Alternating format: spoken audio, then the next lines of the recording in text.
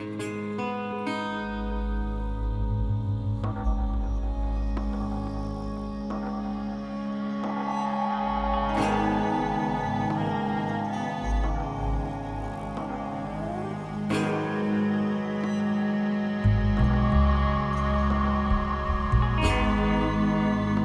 southern Texas, our ESG analyst is here to understand how the fracking challenges are being addressed.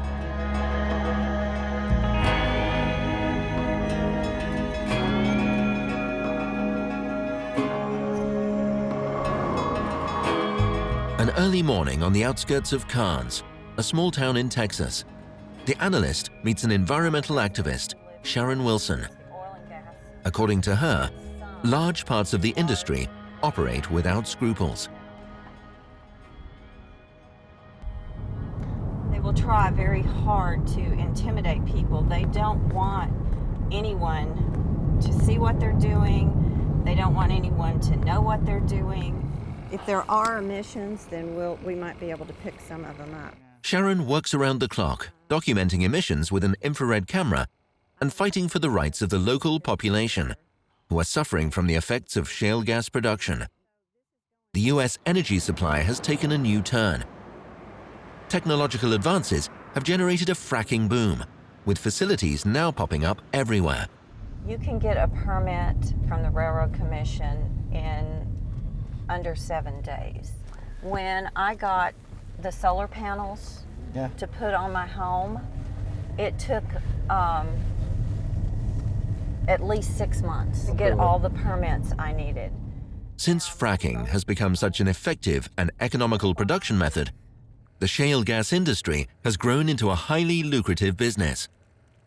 In just a few years, the industry has transformed the United States' energy dependency, and thus its geopolitical situation. Hydraulic fracturing, or fracking, is a way of extracting large quantities of otherwise inaccessible gas from the shale layer. A mixture of water and sand is injected at high pressure into the underground, thus fracturing the rock and releasing the captured natural gas. However, the process often has serious consequences for the local environment. After 3 years of drought, water resources in Texas are already scarce. Using enormous volumes of water mixed with chemicals, the fracking method is exacerbating the shortage and creating a disposal issue. And then there are the omnipresent methane flares. This burning of excess gas is unclean, and along with other invisible emissions, sometimes fills the air with dirty fumes, locals say. They might wake up one day and the whole area is covered in a yellow mist that actually sticks on their windshield and gets on their skin when they walk out, and horrible, horrible fumes. Together with Sharon, the ESG analyst meets some of the gas production casualties in Karnes. No matter which way the wind blows, we're getting something from somewhere. One source of frustration in the area is the gas company's attempts to purchase local land so they can drill closer to the basin. They went to all the children one-to-one, try to convince my parents, and went to the grandchildren. And obviously, I don't know if they're offering them money or what, I have no idea, but they would come and actually yell at my parents. They would try to convince them to lease.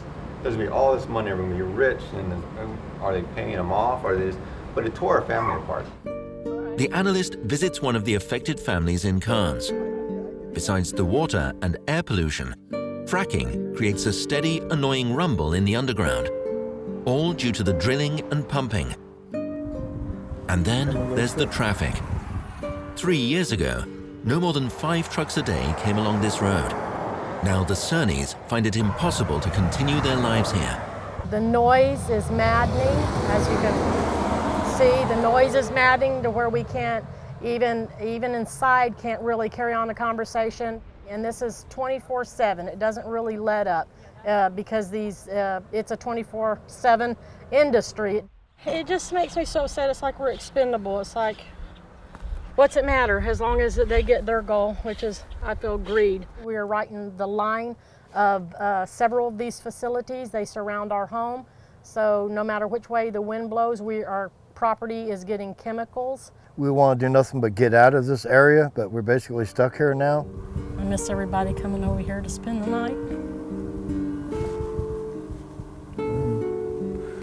Who wants to come out here? Nobody.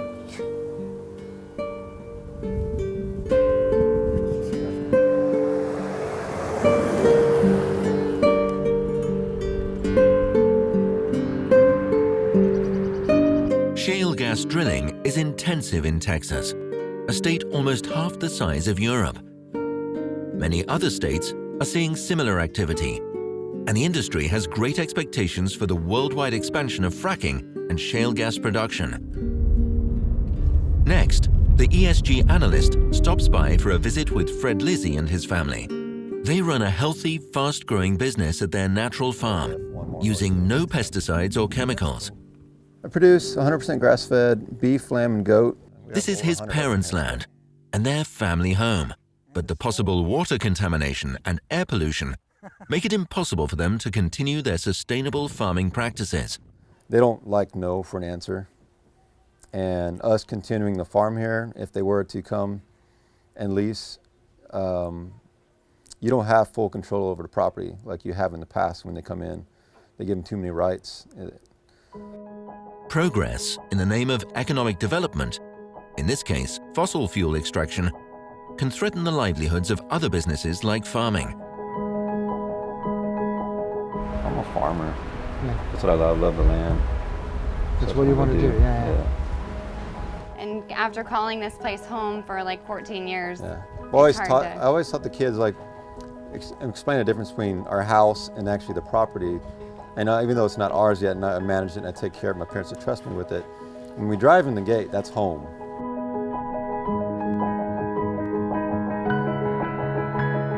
The ESG analyst leaves the families to meet representatives from the organizations and industries. First, the analyst sees EDF, the Environmental Defense Fund. This NGO works with the industry to find environmentally sustainable fracking solutions. I think a lot of companies understand that that lack of public trust in the long run is bad for them. I think you can say with high degree of confidence that the reason why there's not any drilling in the state of New York is because of public opposition.